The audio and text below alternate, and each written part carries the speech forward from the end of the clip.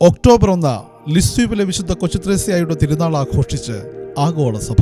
1873 ജനുവരി 2 തീയതിയാണ് ചെറുപുഷ്പം എന്നറിയപ്പെടുന്ന Maria Francis Teresa Martin ജനിച്ചത്. പിതാവ് ലൂയി മാർട്ടിൻ സാമാന്യം ധനമുള്ള ഒരു പട്ടുവ്യാപാരിയായിരുന്നു. മരിയ, പൗളി, ലയോണി, സെലിൻ, തെരേസയായിരുന്നു മക്കൾ. 4 പേർ കർമ്മലിത്ത സഭയിലും ലയോണി വിസിറ്റേഷൻ സഭയിലും ചേർന്നു. തെരേസയ്ക്ക് 4 വയസ്സുള്ളപ്പോഴാണ് അമ്മ മരണപ്പെട്ടത്. താമസിയാതെ മാർട്ടിൻ ലിസ്യൂവിലേക്ക് താമസം മാറ്റി. ത്രേസ്യായ്ക്ക് 10 വയസ്സ് പൂർത്തിയായപ്പോൾ ഗുരുതരമായ ഒരു രോഗം പിടിപെട്ടു. 1 മാസത്തോളം ത്രേസ്യ രോഗിണിയായി കിടന്നു. 1883 മെയ് 13 തീയതി പെന്തക്കോസ്ത ദിവസം ത്രേസ്യയിലെ മുറിയിലിരുന്ന വിജയമാതാവിന്റെ രൂപം ത്രേസ്യയെ നോക്കി പുഞ്ചിരി തൂകി. അതോടെ ത്രേസ്യയുടെ ആലസ്യം അവളിൽ നിന്ന് നീങ്ങി. അന്ന് പ്രകടമായ ദൈവമാതൃ സ്നേഹം അന്ത്യം വരെ ത്രേസ്യ ആസ്വദിച്ചു. 15 വയസ്സിൽ കർമ്മലിത്ത മഠത്തിൽ ചേരാനുള്ള അനുവാദം വാങ്ങാൻ ത്രേസ്യ പിതാവിന്റെ കൂടെ റോമായിൽ പോയി. ലിയോ